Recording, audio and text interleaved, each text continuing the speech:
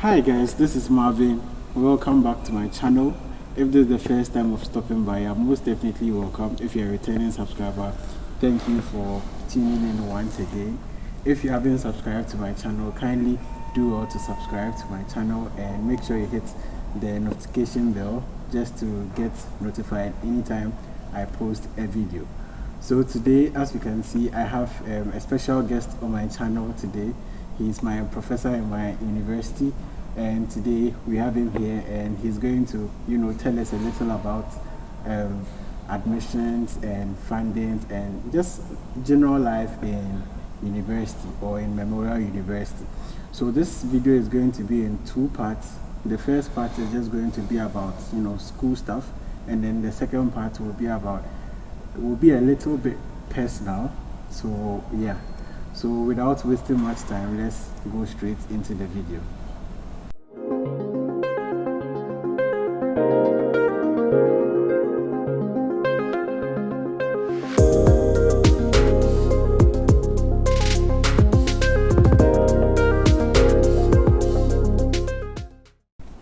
Okay, so Prof, give us a brief introduction of yourself and then we take it from there. Okay, thank you.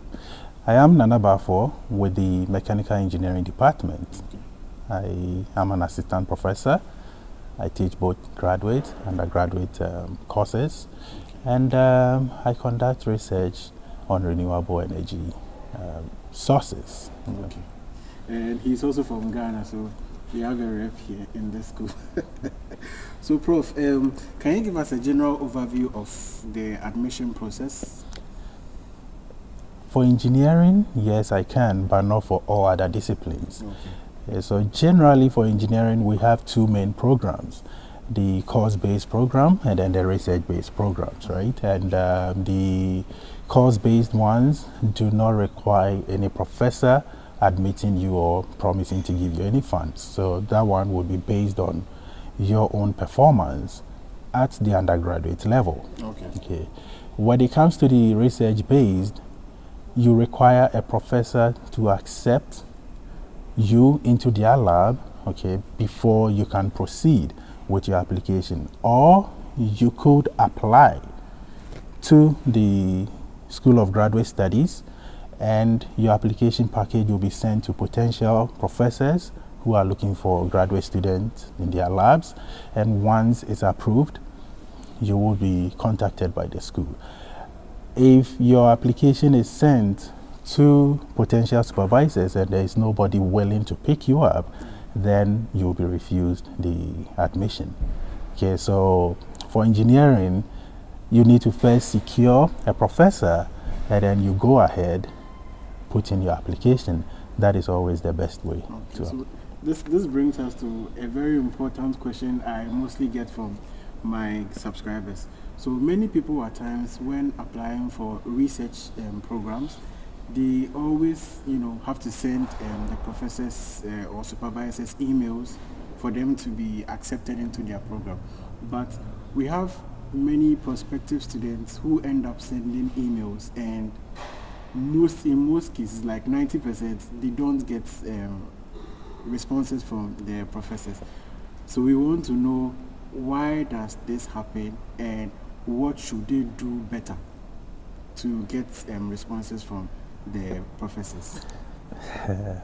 This is a very tough question, okay, but nonetheless, I would provide a little bit of insight. Okay. So consider about 100 students graduating from Ghana alone. Let me limit it to Kwame Nkrumah University of Science and Technology. Okay. This is not the only university in Ghana that does or presents mechanical engineering, okay, or that offers mechanical engineering.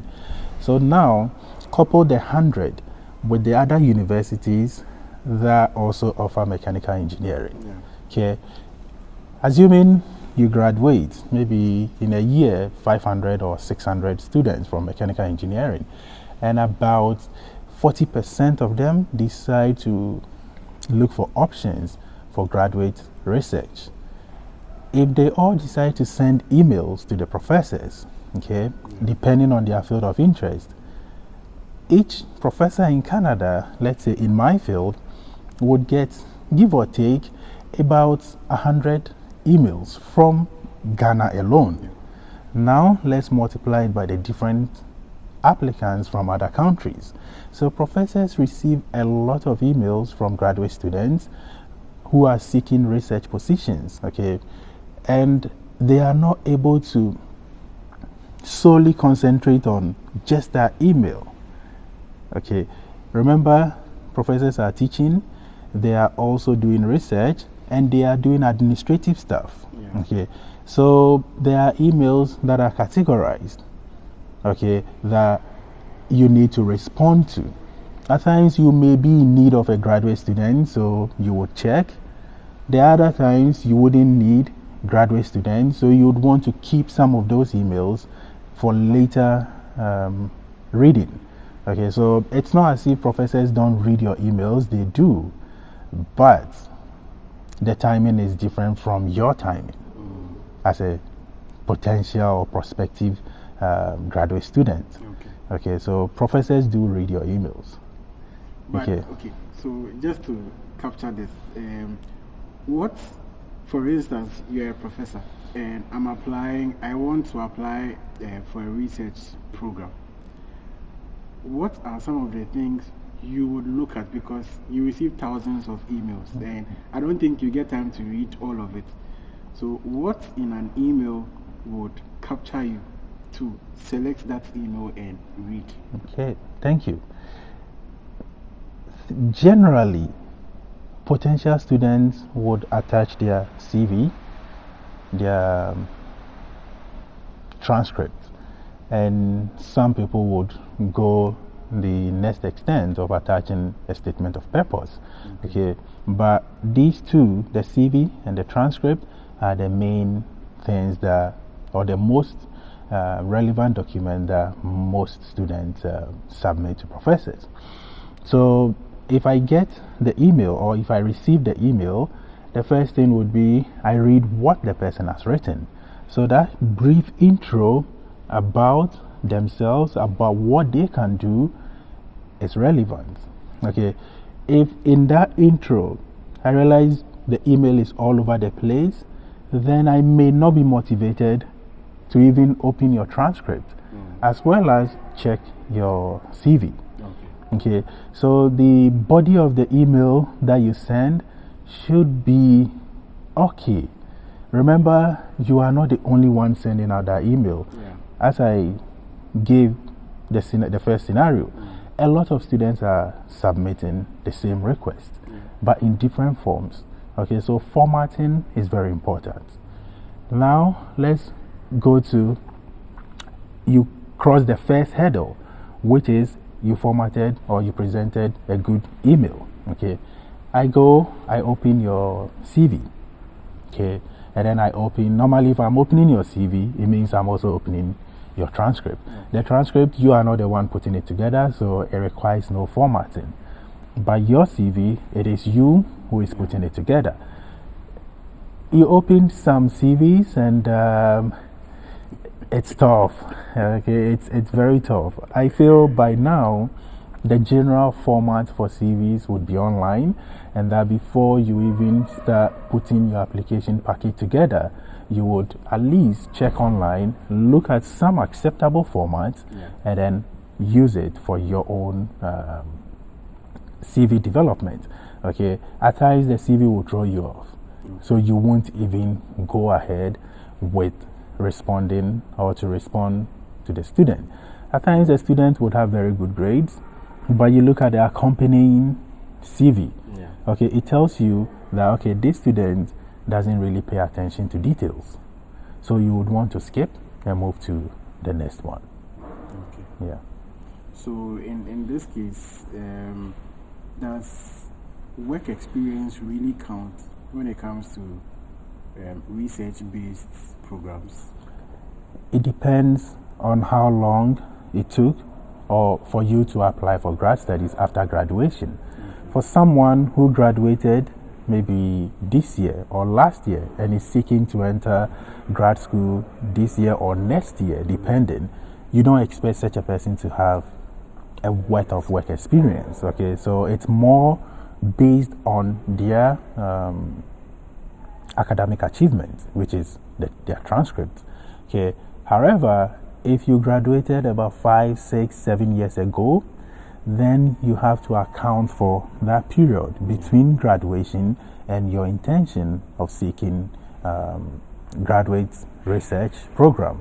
Okay, so in case you don't show any relevant skill, that okay, while I was waiting, this is what I was doing.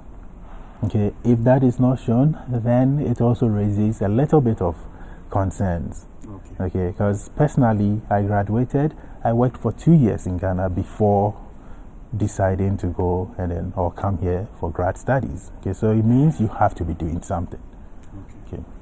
And lastly, for this part, when it comes to funding, who has the final say? In terms of, like, let's say now you've selected your students, right? Who has the final say in terms of funding? Maybe the amount, for the research, for the particular research. Yeah, is it the professor or the school? Okay. board? So it's two ways. The school has some criteria that for a master's research student, pay them this amount. For a PhD research student, pay them that amount. Okay. The final decision lies on the professor, because if you don't have that amount, you cannot recruit the students. Okay, so assuming it says for master's graduate research students, it's 20,000 a year. It means I need to have 20,000 a year before I can admit a student. If I don't have the money, I cannot admit a student. So the final decision is on the professor.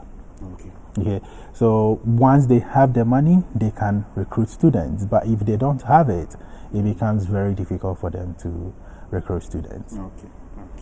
So this brings us to the end of the first part. Can you give any tips to prospective students who are looking forward to studying in Canada? Any tips? All right, so it's just simple. Make sure you do well at the undergraduate level, okay?